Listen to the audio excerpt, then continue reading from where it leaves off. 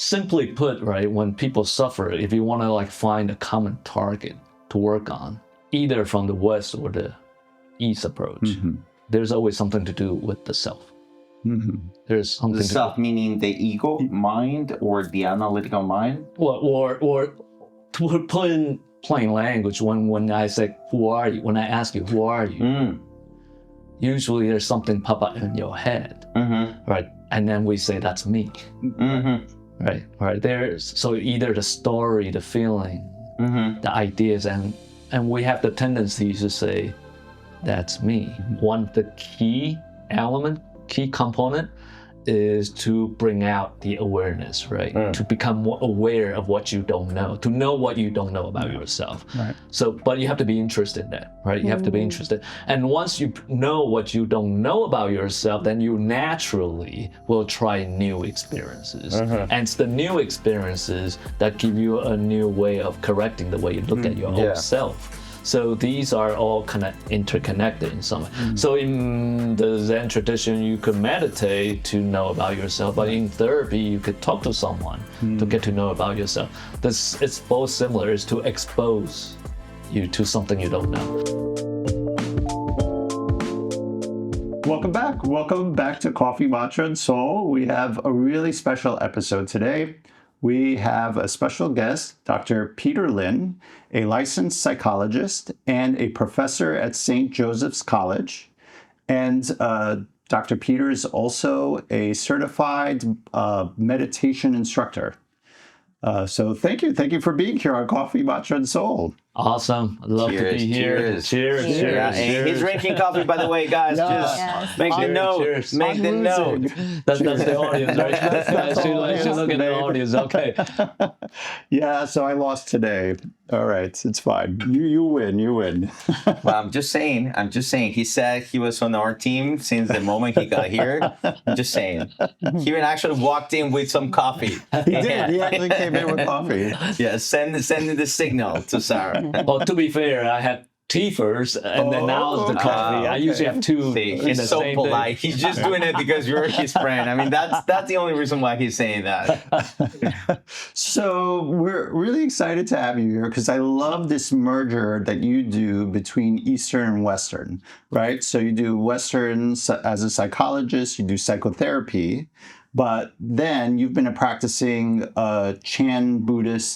studying Chan Buddhism for quite a while, right? Sure. And now you also teach it. And so you merge the two. And I think this is going to be a really fascinating topic for us to talk about. Like maybe you can tell us a little bit about your background, like how you started studying Buddhism and maybe as choosing to be a psychologist. Sure. And then how you saw the merging of those two, which is what you do, right? And we can then talk about mindfulness and other things. But Sure. So I guess, I came to this country as an immigrant, and as immigrants, you always have like one foot in two worlds. So I think in general, whatever I learn in life, I always like to see it from two different angles to start with, right? So if I'm eating Chinese food, I'd be thinking, what's the equivalent of the American food, right? What would be the burger in my culture, right? I think a lot of immigrants probably go through things like this, going to, we kind of live in two universes. So I think because I grew up in a Buddhist family, like when I was a teenager, like relatives and family are all from like the Buddhist background. So you naturally get to be in contact with a lot of literature within that tradition anyway. But one interesting book when I was younger, when I was a teenager, I was reading was related to Buddhism and psychology. I would say that's sort of one of the key things that started, because I was like, oh, like Buddhism is the Eastern thing, so what's the Western version of it? So I read that book, and then that sort of gave me that kind of idea. And then professionally, slowly you start to see how my Buddhist practice helped me to understand Western psychotherapy, and how Western psychotherapy helped me to strengthen my Buddhist training. So I think I would say start with that. So you studied like the Western psychology, like you went to school. Right. And so was there, I mean, I know it was a what you just said is a perfect balance. But when you were studying, was there anything that struck you as like, this is completely the opposite to what I learned or knew? And in that process, were you trying to ditch out certain things from your upbringings to adapt into the psychology? Like, because the psychology in the Western world is very scientific, Sure. and Sure. Buddhism is more towards a different realm. Yeah. So I think that the Buddhist tradition and both the Western approach and the Eastern approach, if you look at the common goal, they both have the same common goal, right? If you look at the goal of psychotherapy, the goal of psychotherapy is to help people to like relieve from suffering and live a better life. And why are people interested in Buddhism and what's the original goal? It's the same exact goal, to relieve from suffering and live a better life. Right. So now we have two very different traditions that aim for the same goal. Right. And I happen to be a martial artist, so I like to always study how different martial arts have the same kind of goal by using very different techniques. So like I happen to study judo before I come into Wing Chun. So look very different style approach, but then I found, like, for example, the sticky hand and the judo throws have something in common. Right. So I think I'm always looking for the common factors, like what in different culture, what are the common factors that help people to feel better? So on the surface, I think it's a good question, right? On the surface, these two traditions may sound very different. Like the Buddhist approach and this Western approach. So the Western approach is more focusing on strengthening the self, making the self healthier. And the Eastern approach is actually saying the self is an illusion. So how do you make sense of these two things? Yeah. Right? So, See, I mean, it's so cool. To me, it's so exciting having you here. Yeah. Because you are the quintessential example of what this podcast is about. A constant battle between science, rational, and spirituality and whatever.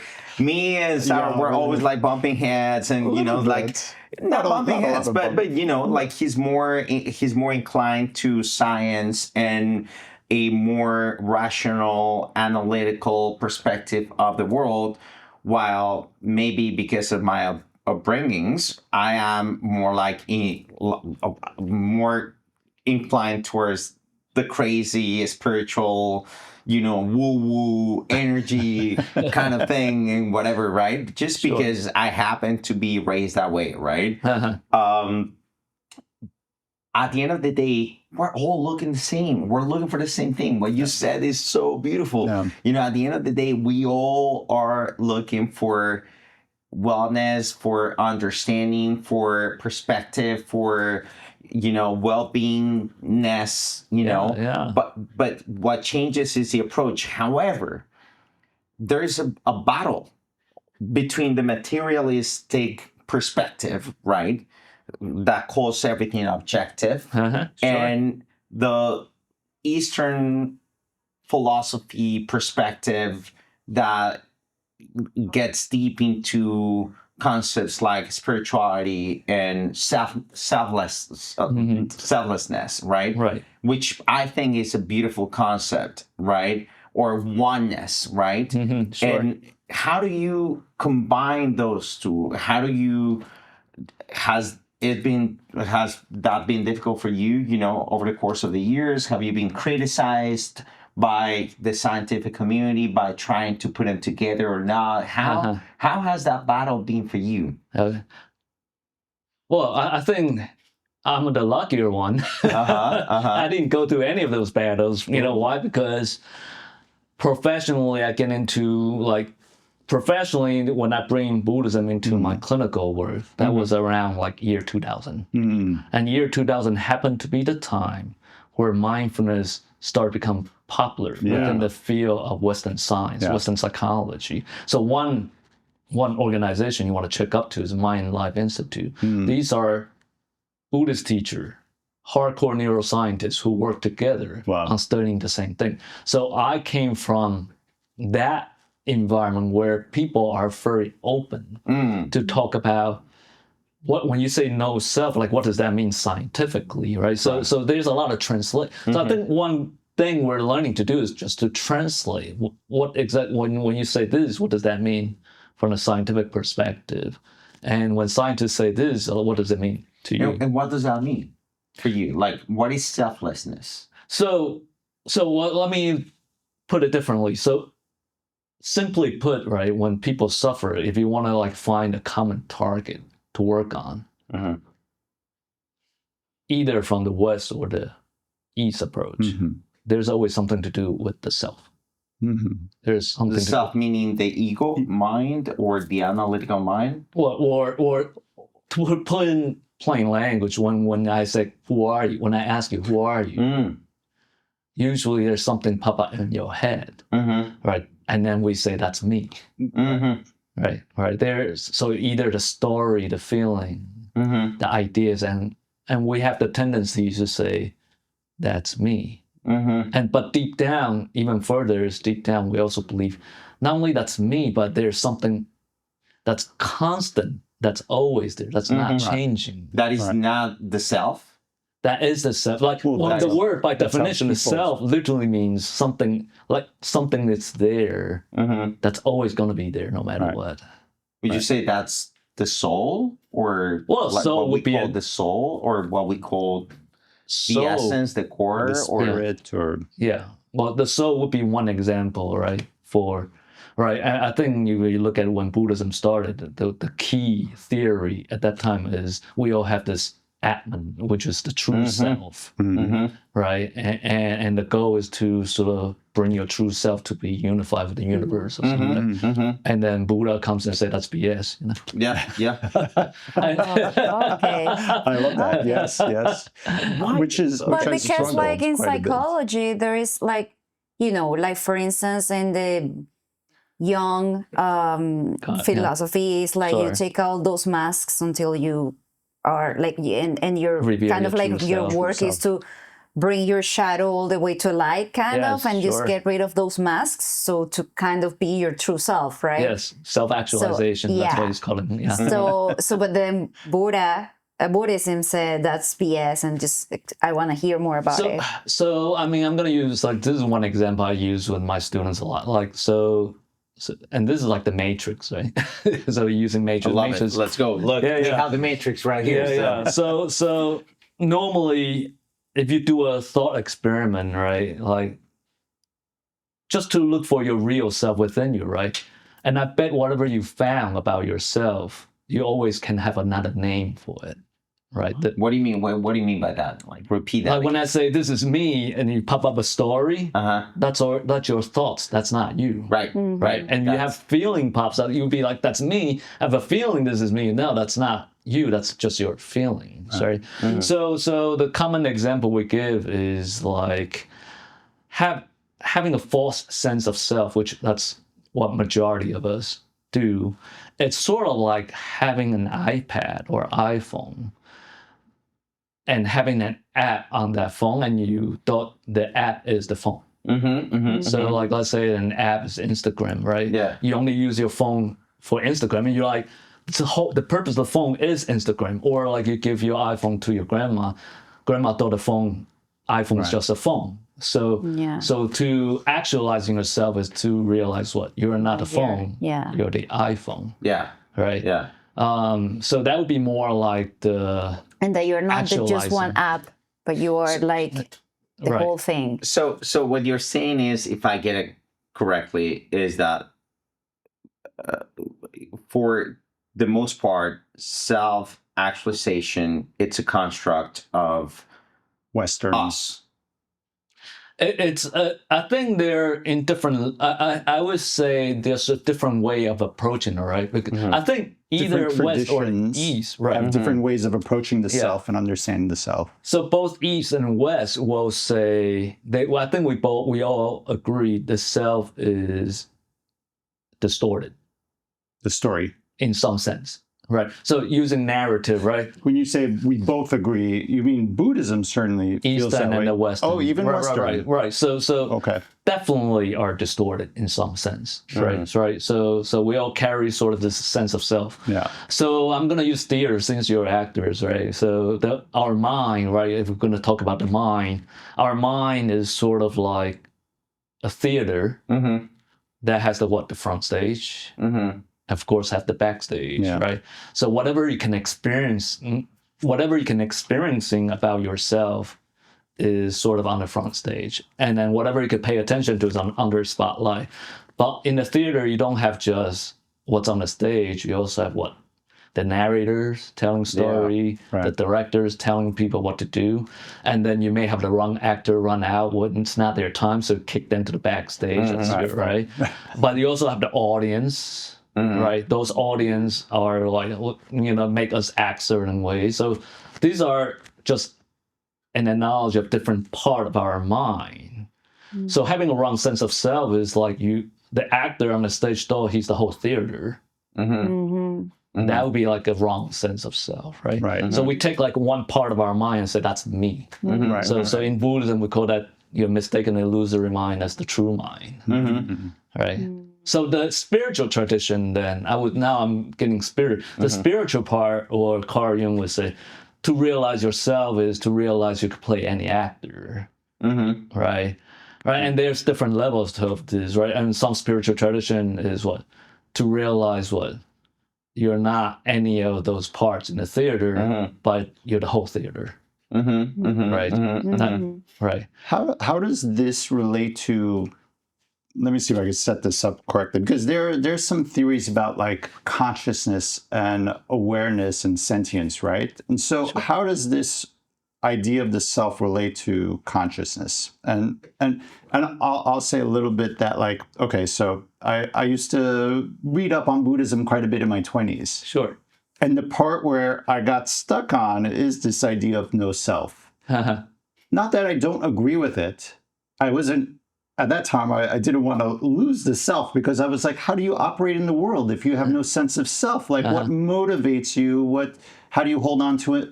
Goals and ambitions. And so I just wasn't fully ready to let go of the self. But some of the debates we've had quite a few times is I've kind of come around, and I'm kind of seeing this idea of the no self in the sense that, and how I'm relating to consciousness and stuff. I do think this, let's say, this idea of soul, spirit or self, is very mechanical, meaning like we're designed through centuries of evolution to experience things, to have this fake idea of self so that we can survive and function in the world. Sure.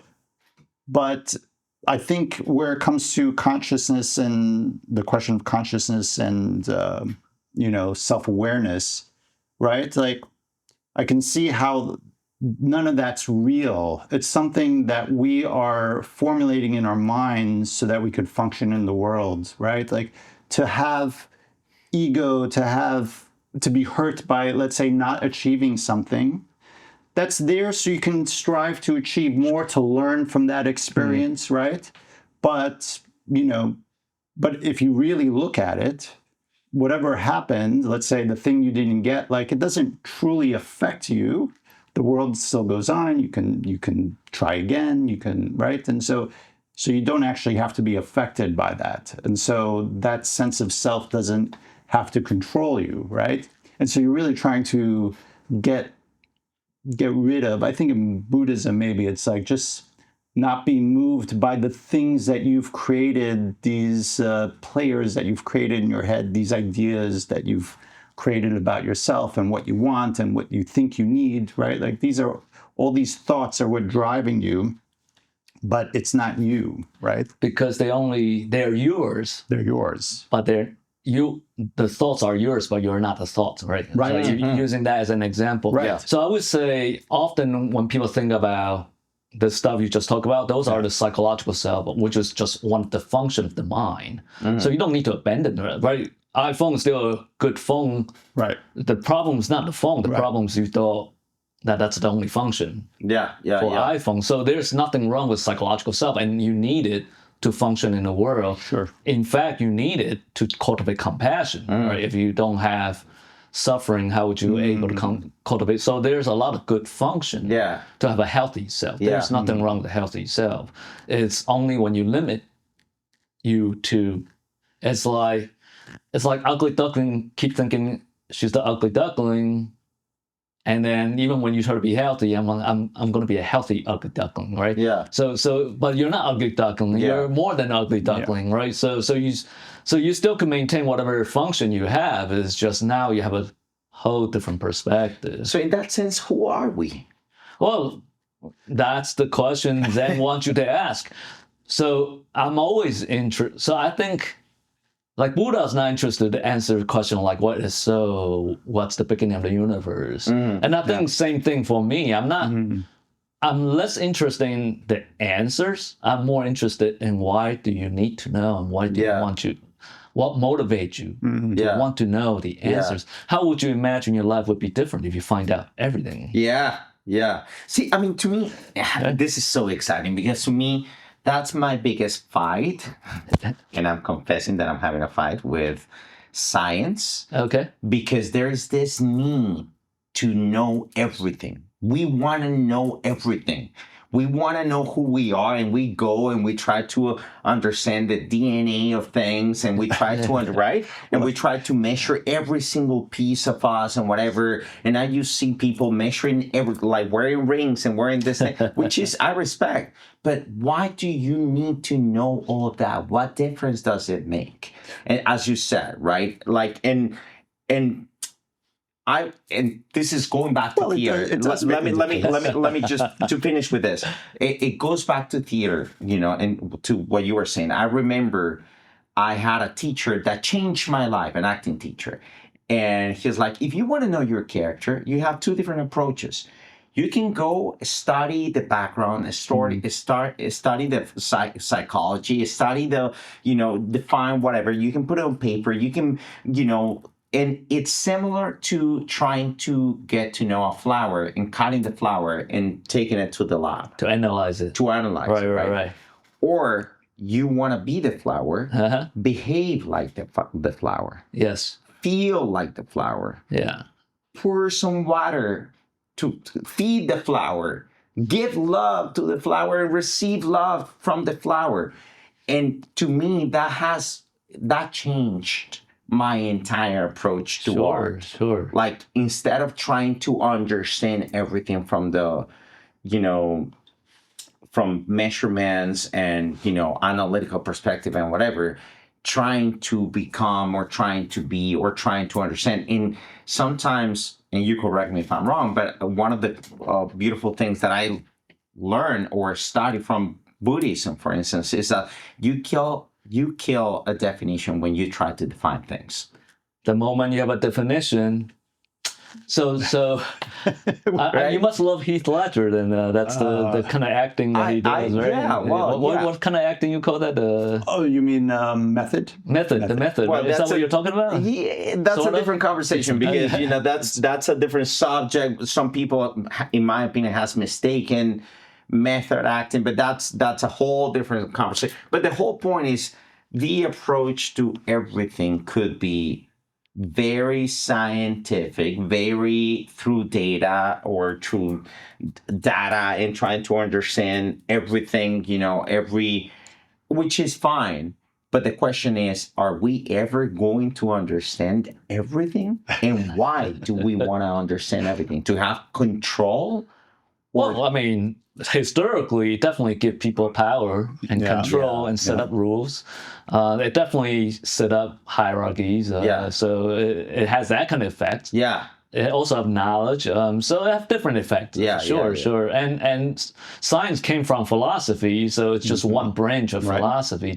I think everything came from philosophy. If Exactly. anything. Exactly. So, and then here's my other question. Why is it that nowadays we keep fighting, when I have a conversation, a philosophical conversation with a scientist, for 99% of them, it's a waste of time. I think it's changing. There's some it is scientists changing. that are.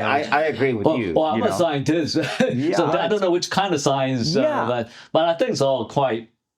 I mean, psychologist technically is a scientist by name, right? Absolutely. But I think everyone kind of specializes in the kind of science they're interested in. And science is not, I think there's a difference between the products of science and science. Right? So when we talk about science, we meant a way of knowing things, a way of studying things, right? So it has a characteristic of being curious, being skeptical, and have humility. Yes. Which I think is quite important for current social media time. Right? Yeah. People should have more humility. Yeah, 100%. Right, because otherwise democracy not going to work too well. Right.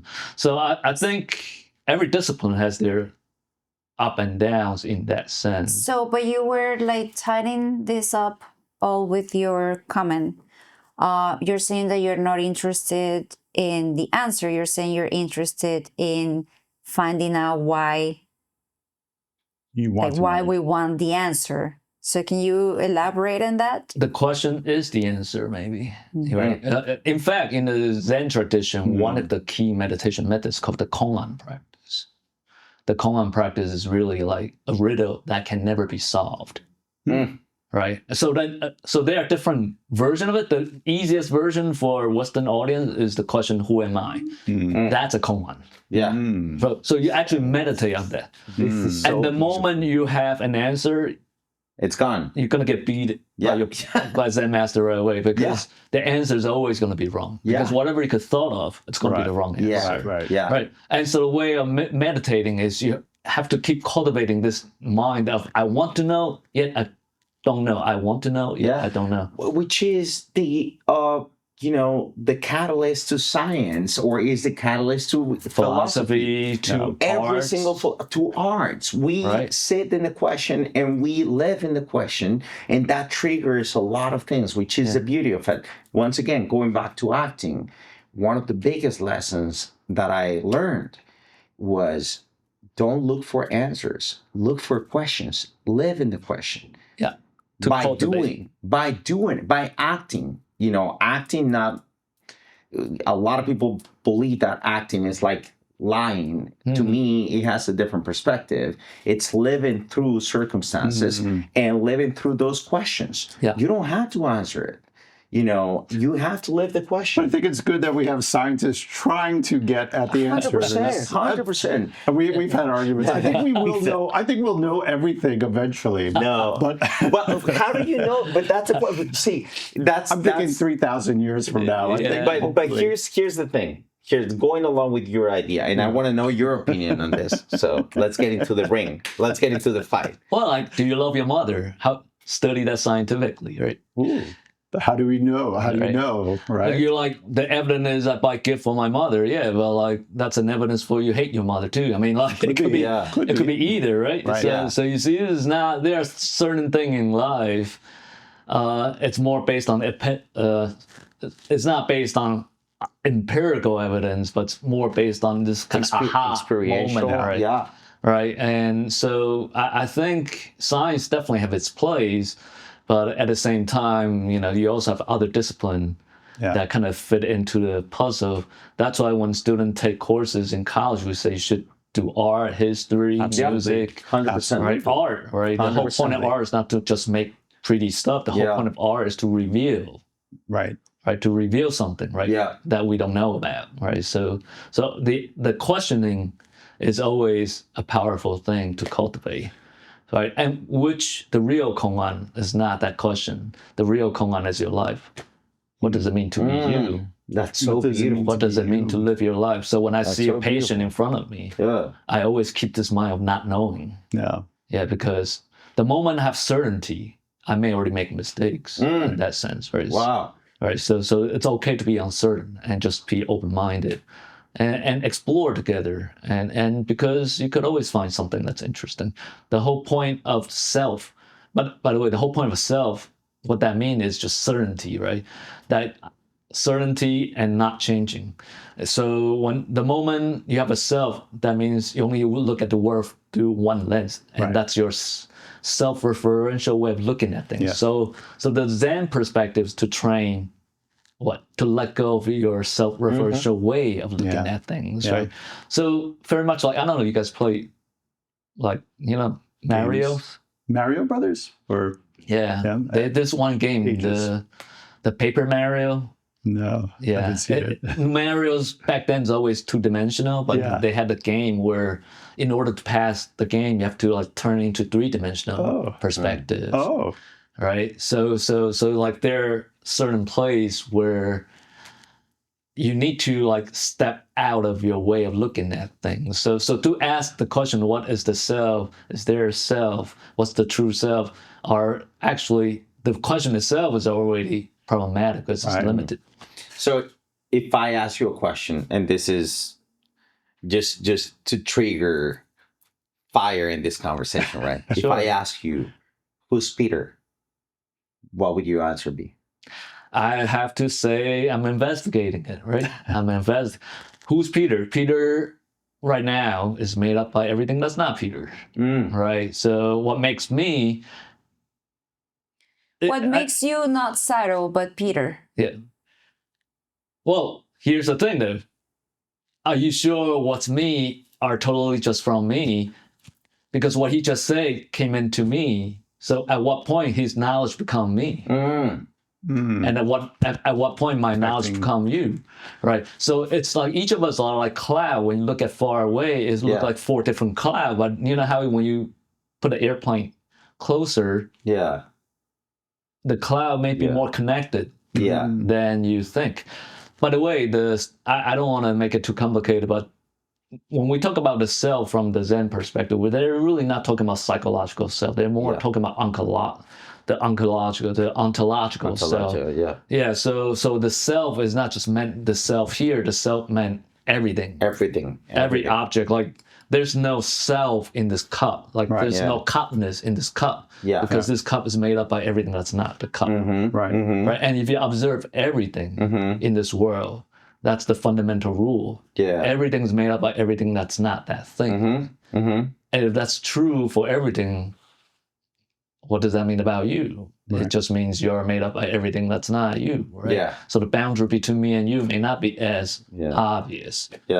So back to my theory example, the spiritual path is what? To notice that maybe at first I'd be playing Les Mis for my whole life, or I've been playing Snow White for my whole life. I realized I don't need to always play Snow White. I could play the Seven Dwarfs too. But then so you start to realize you could be your own director. Then you realize you're the theater. But you know what? The theater but there are so many theaters out there, right? So the true self maybe is the concept of the nature of a theater maybe is closer to what your true self is, right? And here's the other component to that equation of the now and the space and time, right? Because we're constantly, it's not like we have a fixed self. If self is not something that you can define, you can never define it. It's like the electron. You can never predict where the electron is, right? Like there is uncertainty. So because we keep changing and moving, what we thought we were, or the misconception of the self realization that I had of myself today might be so different from what I had a year or even tomorrow. Or even 5 minutes. 5 minutes from now. Or even 5 minutes from now. We may already have a new self in that sense, right? But trying to bring this to the real world, right? I know I love it, but I'm just trying to, to make it practical, right? Yeah. So when you're saying Peter is everything that is not Peter, so can you, like if I say Zaire is everything that is not Zaire, so that basically means that Peter and Zaire are the same because they are everything that they are not themselves. I would say not the same. I think it's more like, I'm going to use cup as an example. This cup is made up by what? Whole bunch of things. Silicone, atoms, right? Whatever. In fact, this cup is connected to the whole universe, right? From some Stardust, perspective. right? Right. Yes. But does that mean I'm the same as the cup? I mean, of course, there's some connection. Yeah. But what makes me different is still there. It's just Okay. right. It's like Lego pieces, right? I mean, you could have different Lego pieces put up different things. Yeah. It's just so we don't need to Okay. deny I'm not here. Okay. Right. I'm very here, but I'm just saying what makes me came from everything that's not me. Which is that's true not just for me, true for the lamp, everything. for the sofa, for everything exists in this world. And it's precisely because this thing came from everything that's not here. Then therefore, like right now, we would say the cup is coming and going, but in Zen, from an ultimate perspective, there's no coming and there's no going. Yeah. It just is at each moment. In order to say this cup is coming and going, you first our mental habit is to solidify this thing first. In order for this thing to move, this thing has to be a thing. So we love to thinify, solidify, rarefy our experience into things. Of course. So let's categorize this thing, this thing, this thing. Yeah. So I think that's one of the human habit is we love to solidify, right? Rarefy, make things into things, and then we say this thing is independent from other things. Yeah. That's just you cannot say that's not real, but that's just limited reality, right? Or like it's like the game I'm talking about. You only look at it from a 2-dimensional view. Yeah. Yeah. So if you look at 3-dimensional view, 4-dimensional view, this view become limited. Right, because that's how our brain works. We've evolved to have this brain to separate things, so you can make and decisions so about it's it. like in the society we live, for instance, like I know in the psychology realm and science, there is all like testing. You know, you do a quiz, you do a test. Yes. So if you answer A, B, or C, you are this. So and they label you, and you're labeled into if you have this, let's say, this behavior and this behavior and this behavior, you have ADHD, and then you are basically yourself is not everything but you, but it's just that thing. And I think that becomes problematic sometimes in today's world, because I do believe that it's so dangerous to just say, going to your theory, to just say that you are just one thing. It's so dangerous because, if that one thing is serving you in your life, is great. But the moment it doesn't serve you and you're just that one thing, and you cannot be anything else, because then you have you can even feel that you're, that it's not true, that it's not real, right? Yeah. Like some people are so attached. We are also sometimes so attached to our perception of who we are. Sure. That once that who we are is not serving, then it creates a lot of pain and suffering. And it doesn't feel authentic sometimes to say that we're something else too. Yeah.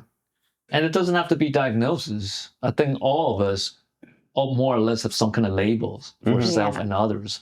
So some of us might be like, I'm a loser. Yeah. I mean, that's not a diagnosis, but then you live through that label, right? As if you become that thing, right? That's exactly what I said, right? You become that actor, right? And but the actor thought he's the whole theater. Right. As you mistaken the actor as the whole theater. Right. So in that regard, going along with what you just said, I want to ask you this because I am so intrigued by the power of beliefs, right? Whatever that is that you believe, right? As you said, if you believe you're a loser, you're acting that character on your own plate. Yeah. So from your perspective, right, what that factor of belief or having faith on something or having belief on some ideas, how powerful is that in terms of practicality? Do you think it affects our lives? Oh, very much so. Yeah. In fact, one school of therapy all focus a lot on just changing your beliefs. That's cognitive behavioral therapy, right, from the Western tradition. The techniques. So if you think of like therapy or like martial arts, right? This school of martial arts mainly targeting the way you think about yourself. But different school of therapy focus on different things. Yeah. Some school of therapy might focus on the way you do things, or your behavior. Some school may focus on your relationship with people. Right? These are all like different components of making up you. So the reason why you have so many different school of therapy is also because we are made up by different things. We are made up by relationship. We're made up by our beliefs, our feelings, right? Our hidden defenses, right? So you have different school focusing on like different aspects points or aspect of you that you got fixated on, right? Yeah. How do you help people disattach from this concept that they have or that we have about who we are? Because I think that's really hard. And we hear a lot now on social media is your ego and just destroy your ego and all this. But, everything is like easier said than done, right? Of course. Yeah. So how do you help or what tools do you have for your patients or for us, to disattach from that? So I think you asked a good question on how, right? These are all theoretical. That's how people have a new way of looking at themselves.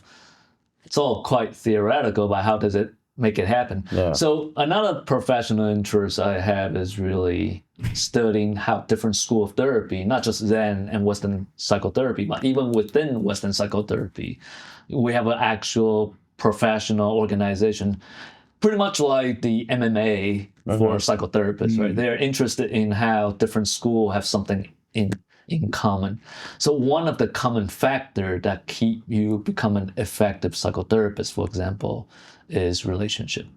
Right? Relationship. So I would say Goodwill Hunting is a good answer to what you're talking about. It's not so much about the techniques. It has a lot to do with the relationship. When maybe the audience can think about when they're like, how do we have a different way of feeling about ourselves? Sometimes the way we have a different way of looking at ourselves or feel about ourselves is because we're in the right relationship. Like when you're like someone in your life actually give you a new way of feeling or thinking about yourself, right? So the therapist is more like I never think of therapy as a medical thing. It's more like a teacher-student relationship. So when you meet the right mentor in life, right? When you meet the person who's willing to listen to you, who willing to look at from your perspective, that already become a powerful environment for you to have a different way of looking at yourself. So it's not so much I change you, but it's more that I provided an environment that allow you to look at yourself, right? It is so therapy is a lot more. Therapy is really an art, not science, from my perspective. Wow. Yeah, that's a beautiful way of putting it. Because, and in my opinion, looking at it from the outside, right? I think that you have that perspective because of your background too. Because I remember I read a book called The Archery, Zen in the Art of Archery. And it talks about like this coach and the relationship that the mentor has with the student. And it's a Western or Westernized mind coming from Germany to Japan to train in the art of archery, right? Yeah. And in the East, it's not like in the West. No, it's not like, yeah, I pay you, you teach me. No, it's like the whole selection is like the mentor has to see your soul to realize that you can be working with them. Same kind of relationship that you guys have with your mentor, your sifu and everything. Yeah. And I felt that relationship, again, my interpretation of the world is always through, it's so funny that you keep talking about martial arts because I do the same thing with martial arts because of my training or whatever, it's all through acting and martial arts, right? And my understanding of the world comes from those two perspectives always, right? Yes. And when I listen to you, the same thing happens with any mentor I've had in martial arts or acting. It was more like they were creating that place, that safe place for me to flourish on something, or to learn something, or to evolve, or to feel confident on the ring, right? On a fight, on a whatever, or on stage. You know, it was not like teaching. Right. It was something else. It was just providing freedom, providing the learning, providing the teachings of how to disattach yourself from some beliefs, some ideas that were not serving you, so you could evolve. So in that regard, you know, going back to what Zaire asked, how important, in your opinion, is for the nowadays person, for whomever is listening to us, right, to make it practical, how important it is from your perspective, like learning to observe those thoughts, or learning to, or having that moment to realize that we're not our thoughts, as you say, or we're not our mind, or whatever you want to call it. How important it is in the nowadays world? I would say in all school of healing tradition, right, all school of therapy, one of the key component is to bring out the awareness, right? To become more aware of what you don't know, to know what you don't know about yourself. Right. So, but you have to be interested in that, right? You have to be interested. And once you know what you don't know about yourself, then you naturally will try new experiences. And it's the new experiences that give you a new way of correcting the way you look at your old self. So these are all kind of interconnected in some way. So in the Zen tradition, you could meditate to know about yourself, but in therapy, you could talk to someone to get to know about yourself. It's both similar, is to expose you to something you don't know. So when you ask me how do you do it in therapy, I would say in Zen and psychotherapy, I would use my Zen teacher's famous 4 steps. It's all about face it, accept it, deal with it, and let it go. So what's the it? Facing yourself, accepting yourself, dealing with yourself, transcending yourself, and dissolving yourself. So I think in all tradition, you have the similar pathways. It's just the techniques And are I different. think what's the hardest in all those steps is the letting go aspect of it. Sure. I would say the hardest step is the first step. Oh. Oh, really? To expose yourself to something you don't know. Because when people come into therapy, they only want to repeat the same old story. They don't I'm a wanna see. loser. People look down on me. That's true. And they give you like different evidence on why they are losers. Yeah, they can give you all the evidence in the world. I grew up. I grew up this way. My mom looking down me this way. It's always the same. Every year, the same thing happened to me, or you know, every time I try to do this thing happened to me. Well, you have that confirmation bias, right? You would keep seeking. Yeah. Well, you keep seeking. I mean, that's the thing. If I see myself as a Snow White, you know what I'm going to do in my relationship with people? I'm going to make you all become dwarfs. Right. Yeah. And you'll act Or like the Snow evil White. mother. Right. We're seeking people to play our drama.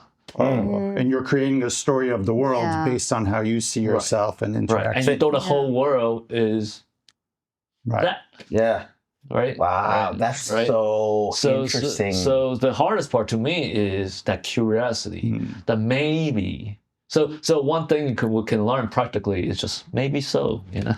Yeah. Maybe so. So what would you say to somebody, like let's just play a game here. Just play with me just for a second, right?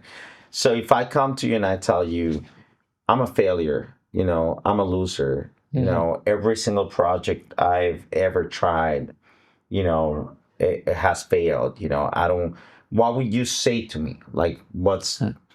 The goal is not to say something to you, right? Because to say something to you is what everyone else does. You know, we all love to give advice. You know, like, what is advice? You come to me and you say, I drink too much. What am I going to say? Don't drink? Like, whatever I could say, you already thought of it. Yeah.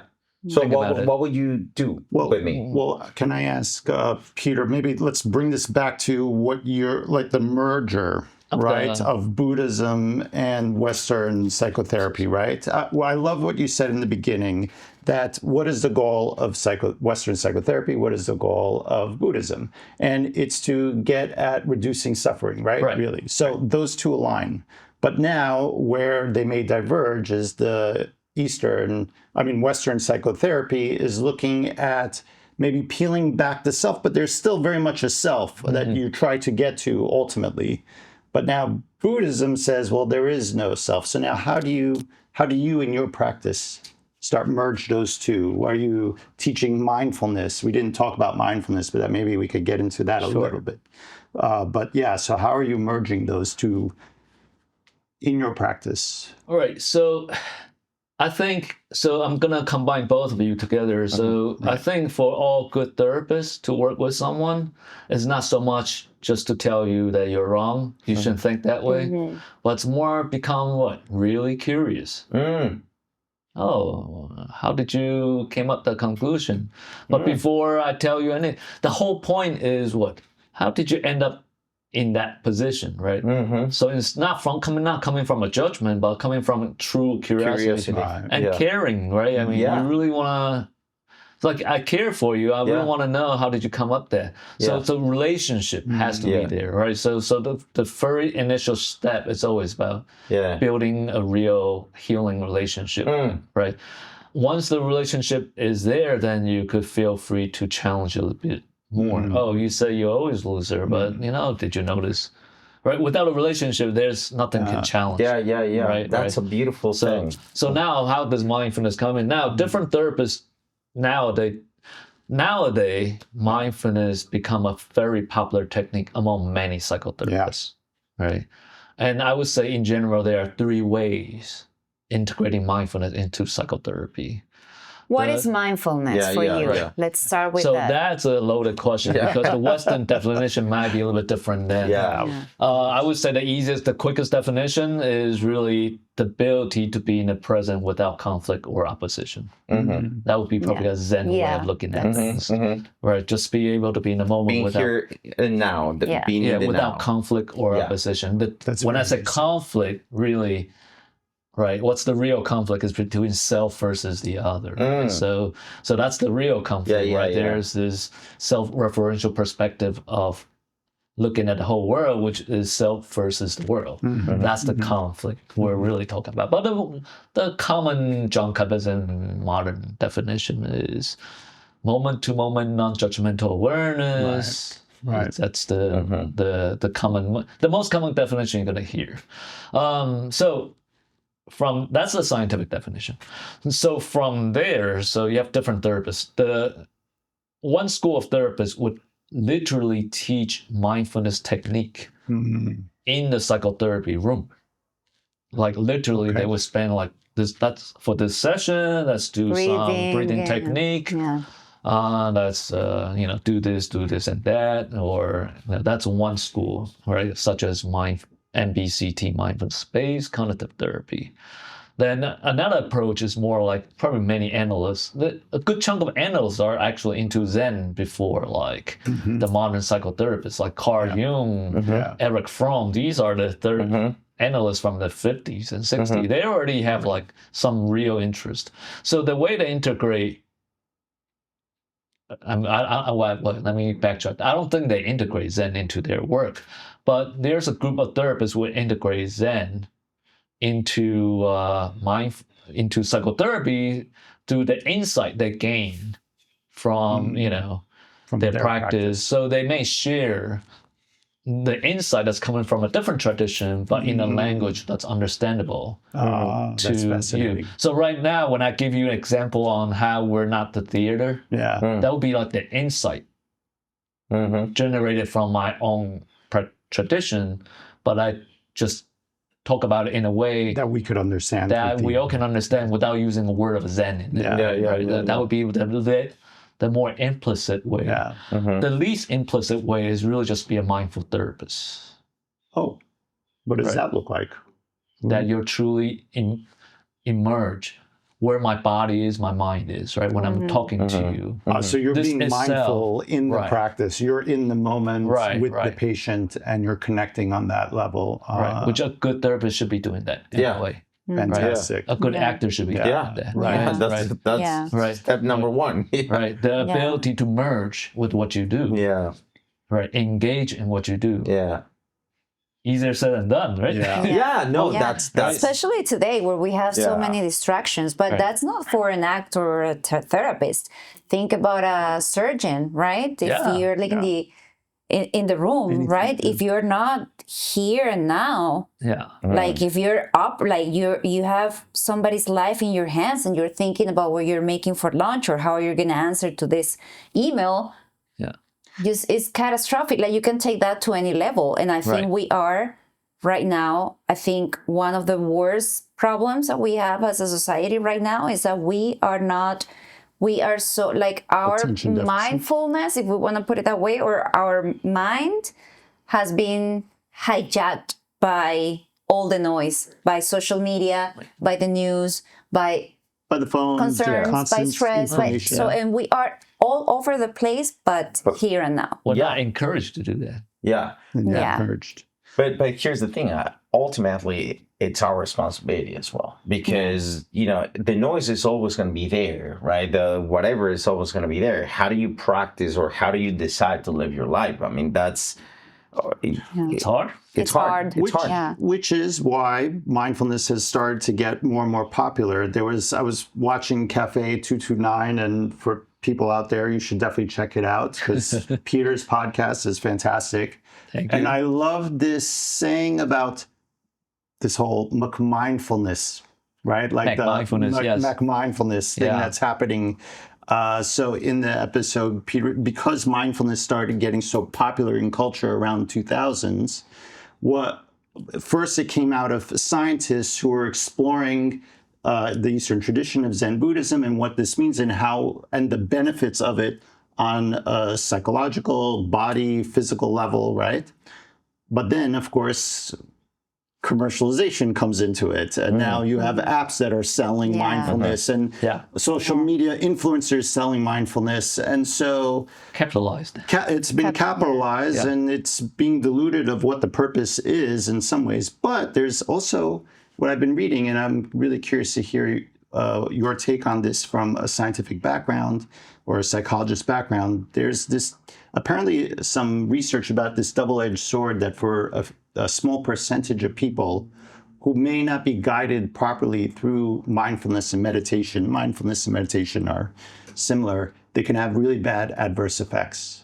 Have you heard about this? I think there's always, doesn't even from the In Buddhism ancient tradition. time, they were when aware. you don't have the right teacher. Yeah. It's like having the wrong therapist, right? Yeah, When you have the teacher that's not for you, and you're just practicing by yourself, meditating on your own. Because now there's deep apps mountain. you're not being guided anymore. Yeah. You read a little something and so there's been a percentage of people that have been having a bad reaction effect to it. So I would say it's great. The apps are great to introduce you, right? To give you that interest. But I think if people really want to become more involved, then you probably want to study the sort of the historical purpose of mindfulness, because mindfulness is really the precursor or the prereq to gain insight. That's the real purpose, is to have insights about you, about what makes you,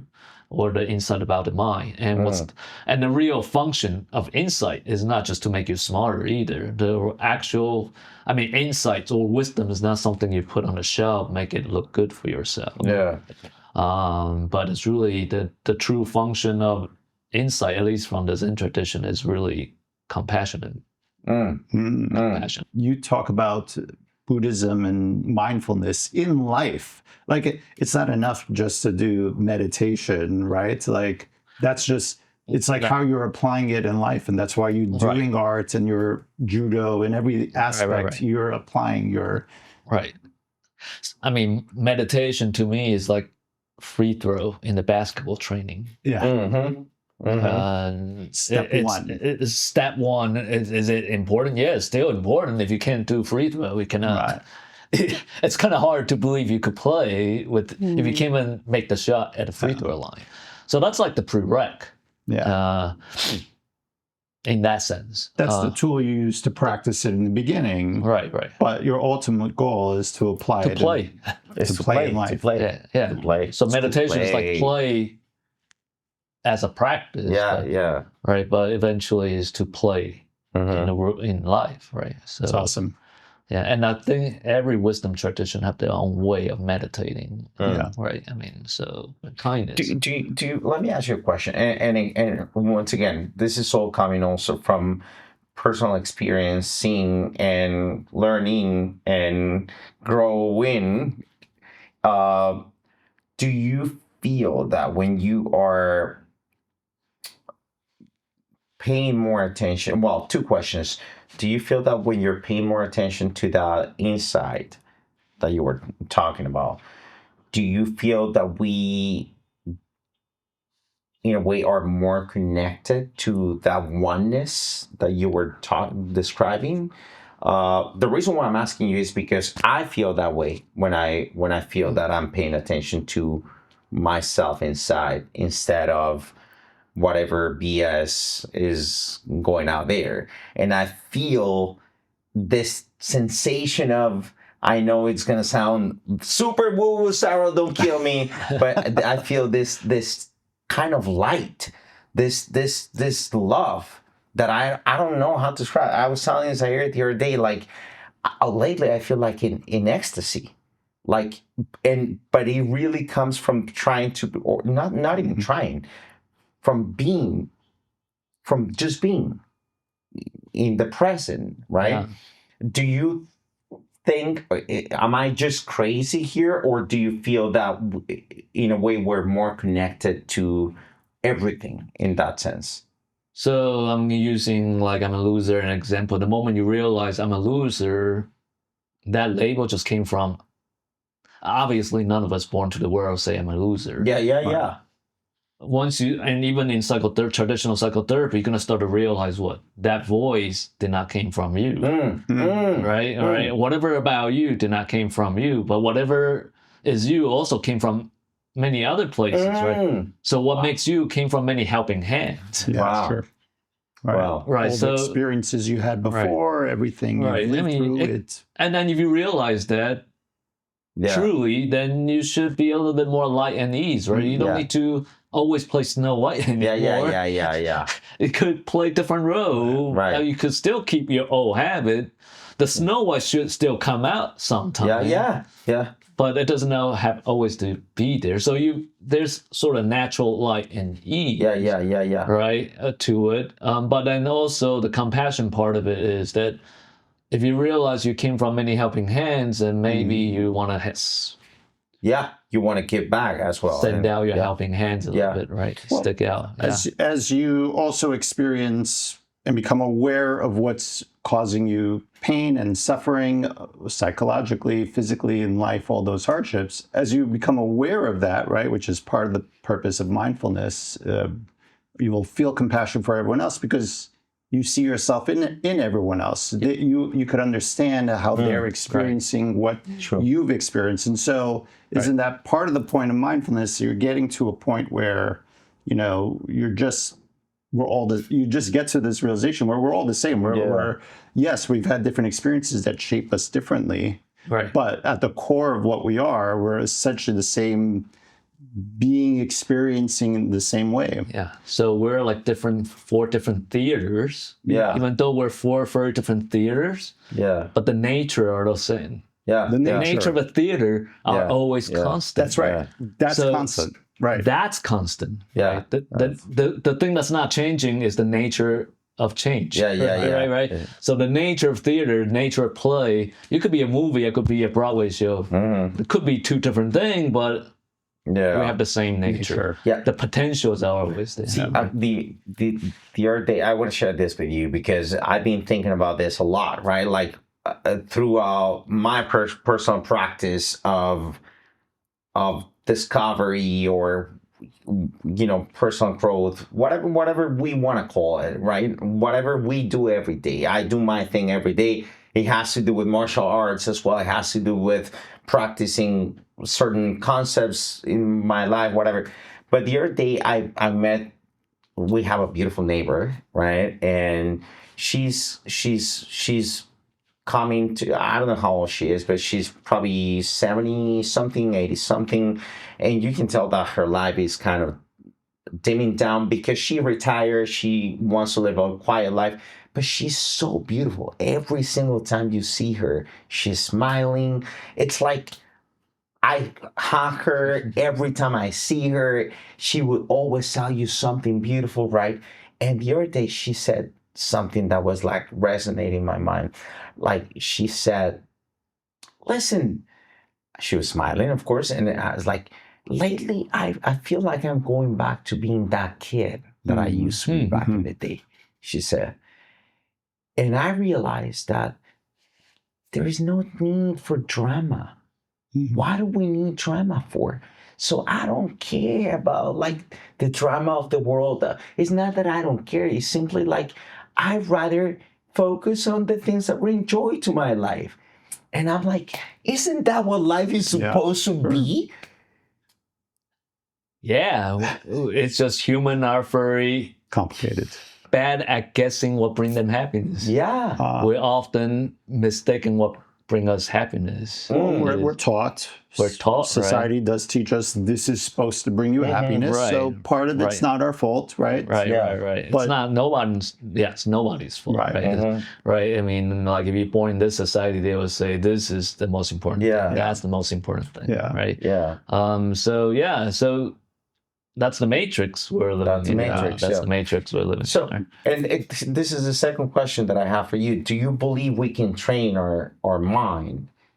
Do you believe that we have to do certain things every day in order to realize or to self-realize certain things, or to tame the noise, so to speak? I don't know if I'm using the right terms here or not. Sure. I mean, of course, I think, right, if you think about I'm a mental health professional, so in terms of physical health, I think everyone knows if you want to be physically healthy, it's not just being free from illness. Just because you're free from illness does not mean you're physically healthy. To be physically healthy means you have to do exercise, Sleep, right, all the eat right, basics. sleep right. And I would say mental health is no different than that. Now, physical health, you need to do exercises. So what's the exercise we all can do for our mental health, right? Right. That's the interesting question for all of us. But one thing that I personally do, I mean, of course, people are recommended to try it out, of course, is meditation. The word meditation literally means mental training, right? And every culture have their own forms of mental training. I mean, right? It's like even within the Buddhist tradition, there are so many different ways to train the mind, and Western tradition too, and even Western philosophical tradition. So we all have our ways of training the mind. But I think in general, the whole point of training the mind is to build a different relationship with yourself, right? Normally, why we suffer because, for example, you take your thought too seriously, right? Every time you have the thought, I'm a loser, you became the thought. That's the problem. But the more mental training you have, the more you start to develop a little bit different kind of relationship. Yeah. The thought may still pop up, but then you're like, okay, it's my good old friend, but I don't need to go along with it, right? I mean, so once you're a theater, it doesn't matter what actor you have on the stage. You don't need to eliminate the actor. It's still okay. But now, because you have the perspective of the theater, then you're okay. Yeah. Now you have a different relationship. Right. So I think the training have a lot to do with having a different relationship with yourself, or with your mental content. And that's part of the goal of mindfulness or meditation, right? It's to allow yourself to get a more objective perspective as these thoughts come in.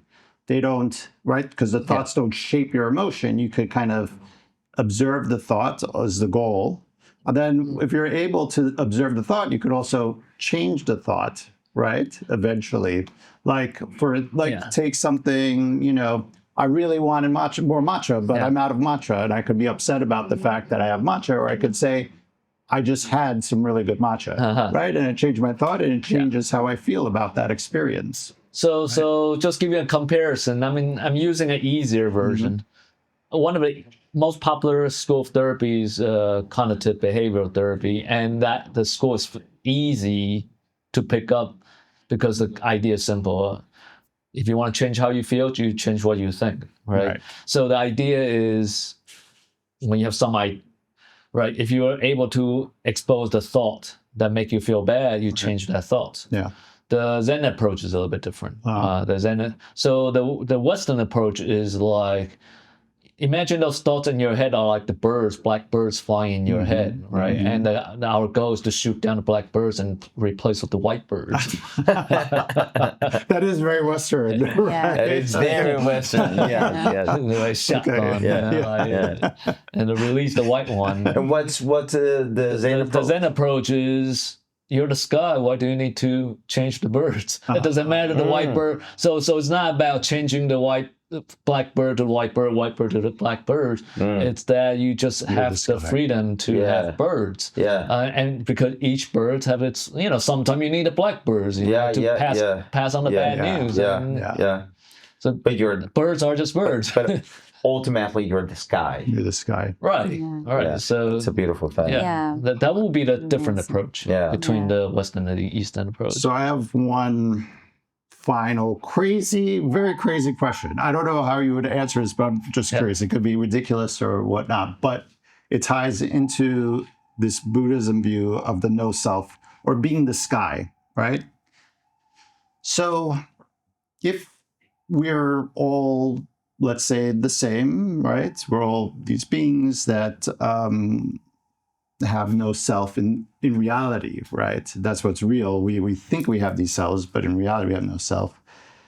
What is your feeling about, I don't know what Buddhism would say about consciousness, but what are your thoughts about the ability of something else being conscious that's not human, let's say a robot or AI? And so if there is no self for us humans, and there's no self for anything else, they may be being something like us, right? In theory. Well, yeah, in theory, like the AI could have emotion, right? If it's complicated enough. I think you're asking the hard question. Basically, hard. In the traditional philosophy, is mind and body is mind and brain the same, or the mind and brain is different, right? That is the... That's right. Right, and I would say the Buddhism is probably not in the camp of mind and brain as one, right? Oh, okay. Right, because if you believe mind and brain is one, then once the brain is dead, you're dead. Right. Yeah. Then you never exist again. Which is sort of right. Which is a dualistic way of looking at life. Yeah.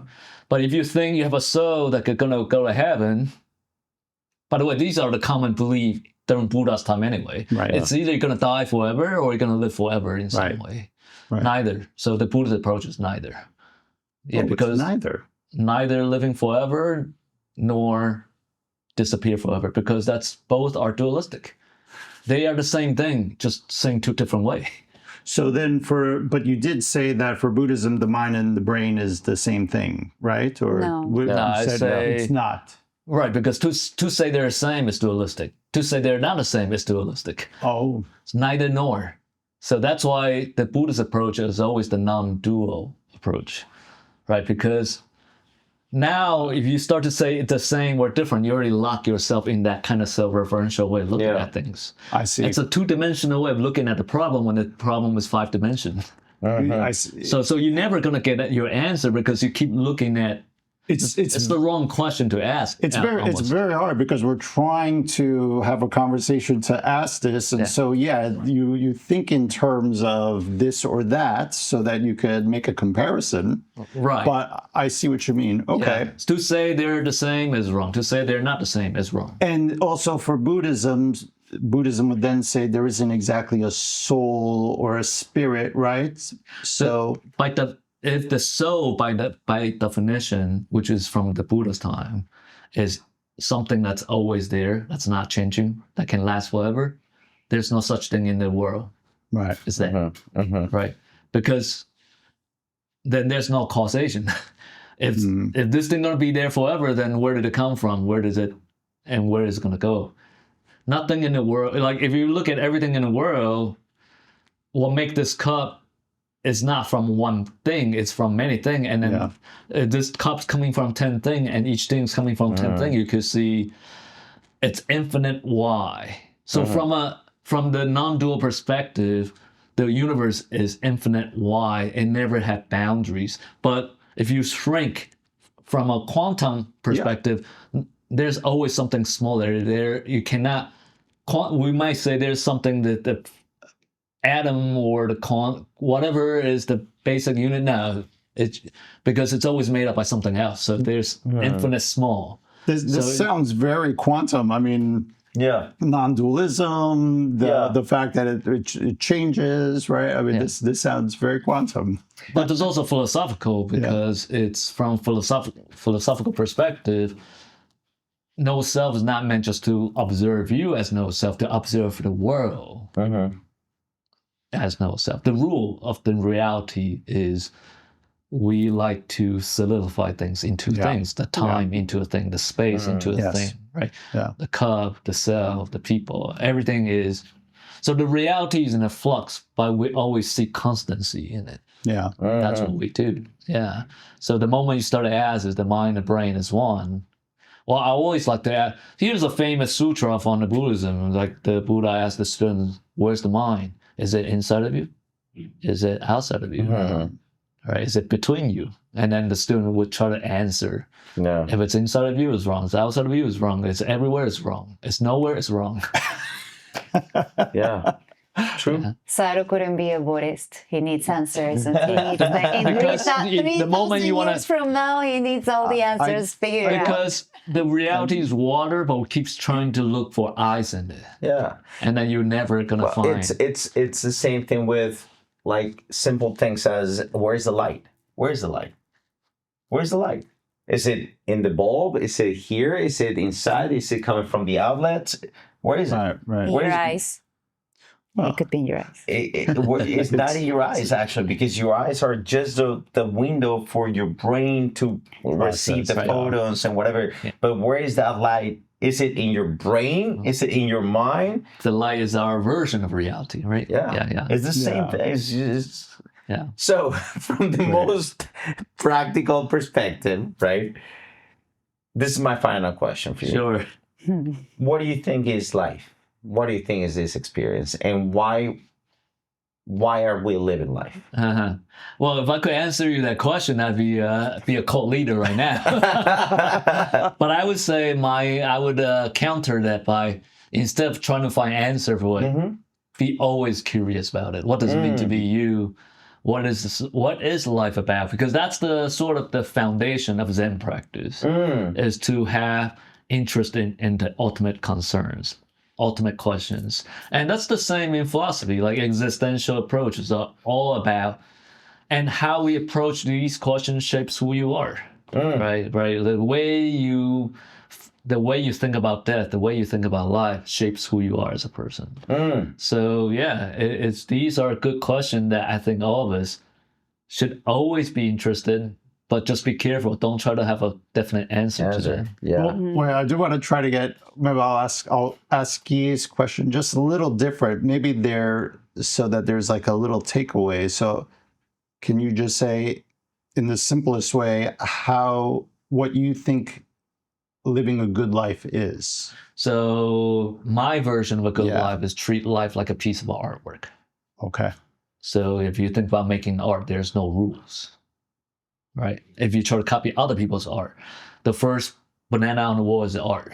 The second banana on the wall is BS. Yeah. So you create, right? So realizing art is a piece of work that's waiting for you to work on, right? Life is a piece of art. Life is a piece of art. Yeah.